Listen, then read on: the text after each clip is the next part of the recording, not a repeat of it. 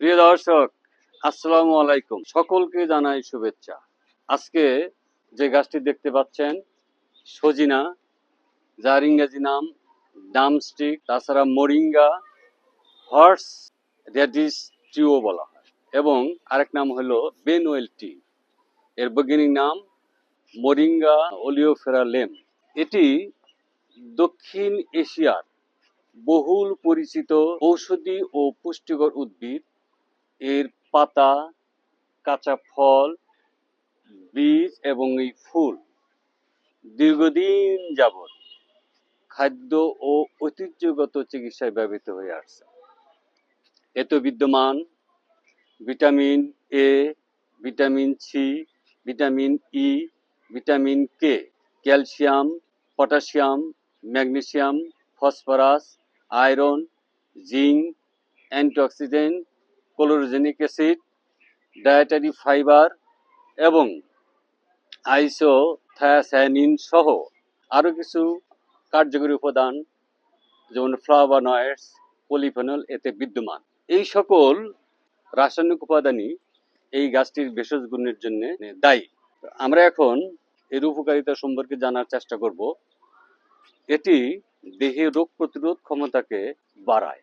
এতে বিদ্যমান vitamin C, vitamin ই এবং অ্যান্টিঅক্সিডেন্ট দেহের রোগ প্রতিরোধ ক্ষমতা ব্যবস্থা অর্থাৎ ইমিউন সিস্টেমকে শক্তিশালী করতে সহায়ক। এটি হার্টের স্বাস্থ্যকে ভালো রাখে। এতে বিদ্যমান অ্যান্টিঅক্সিডেন্ট এবং পলিফেনল হৃদয় স্বাস্থ্যকে ভালো রাখতে সহায়ক।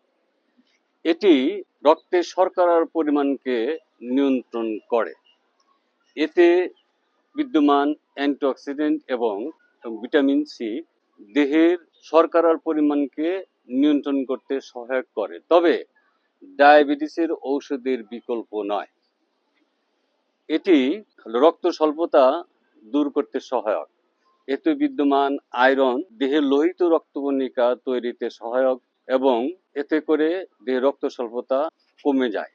এটি দাঁত ও হাড়কে শক্তিশালী ও মজবুত করে। এতে বিদ্যমান ক্যালসিয়াম, ম্যাগনেসিয়াম ও ফসফরাস দেহের হাড়কে শক্তিশালী ও মজবুত করতে সহায়ক।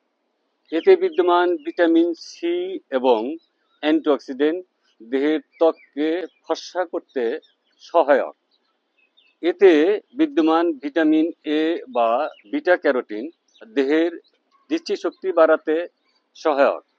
এতে বিদ্যমান ডায়েটারি ফাইবার কনস্টিপেশন দূর করে এবং দেহের হজম প্রক্রিয়াকে উন্নত করে।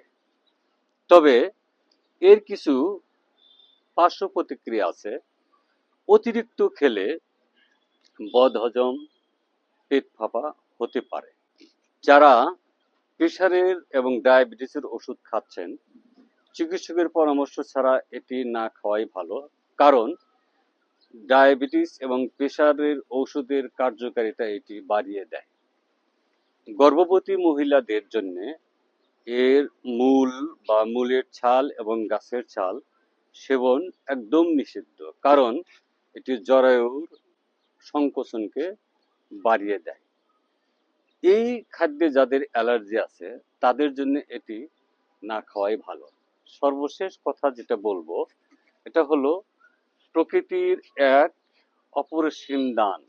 যেমনি পুষ্টিকর তেমনি সুস্বাদু একটি তরকারি হিসেবেও বাংলাদেশের মানুষ এটা ব্যবহার করেন। এ রয়েছে অসংখ্য ভেষজ উপকারিতা। তবে প্রকৃতির প্রত্যেকটি দান খেতে হবে পরিমিত পরিমাণে। দৈনন্দিন খাবারের তালিকায় যদি আমরা এই পুষ্টিকর খাবারটা রাখি তাহলে এটি হতে পারে স্বাস্থ্যকর একটি খাবার। তবে ঔষধ হিসাবে ব্যবহার করার পূর্বে অবশ্যই কোনো চিকিৎসকের পরামর্শ নিয়ে ব্যবহার করবেন। আমার এই ভিডিওটি যদি ভালো লাগে দয়া করে লাইক, কমেন্ট ও শেয়ার করবেন। আর এরকম এই গাছপালা সম্পর্কে এরকম গুরুত্বপূর্ণ তথ্য পেতে আমার এই পেজটি ফলো দিবেন। সকলকে শুভেচ্ছা, সকলেই ভালো থাকেন, সুস্থ থাকেন। আসসালামু আলাইকুম ওয়া রাহমাতুল্লাহি ওয়া বারাকাতুহু।